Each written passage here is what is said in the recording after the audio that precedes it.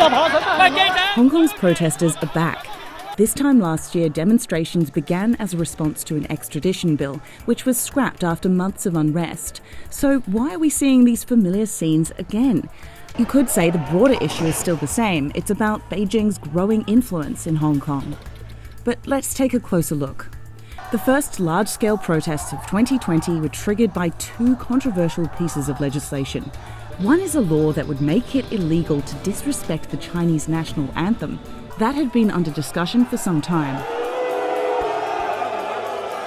The other legislation came about far more abruptly as China's National People's Congress gathered for its annual parliamentary session. This was the introduction of a national security law. 会议作出了关于建立健全香港特别行政区维护国家安全的法律制度和执行机制的决定。 But what does a national security law actually mean for Hong Kong? The bill tackles subversion, separatism, terrorism, and foreign interference. The short of it is, Beijing would be allowed to impose its own restrictions in Hong Kong, silence critics, and carry out tougher crackdowns on protesters. There are also potential implications on media freedom, trust in the legal system, and Hong Kong's status as a global financial hub.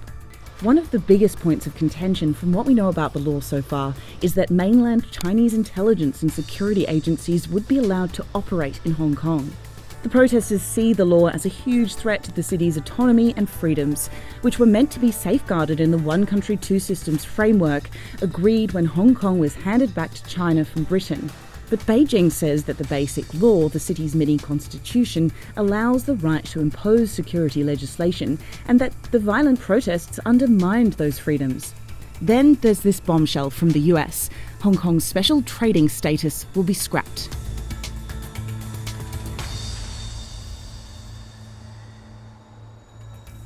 China has replaced its promised formula of one country, two systems with one country, one system. This may mean Hong Kong will be treated the same as any other city in China and therefore liable to the same tariffs and visa restrictions.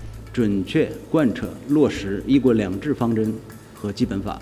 美国在香港有重要利益，我们奉劝美方认清形势，停止干涉香港事务和中国内政。如果美方执意损害 Chinese state media has made comparisons between anti-racism protests in the US and those in Hong Kong, accusing Trump of being a hypocrite amid reports he hid in his bunker when protesters were near the White House.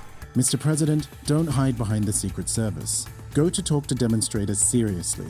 Negotiate with them, just like you urged Beijing to talk to Hong Kong rioters.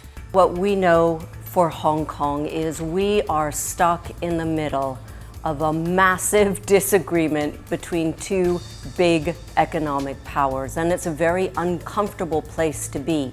The stakes have never been higher for Hong Kongers, who will bear the brunt of a storm that appears to be brewing from both sides. We must continue the fight in such uphill battle against the national security law, just like how we successfully forced the government to withdraw the controversial extradition bill in 2019. But unlike the extradition bill, the national security law has come directly from Beijing, and this will make it nearly impossible to roll back.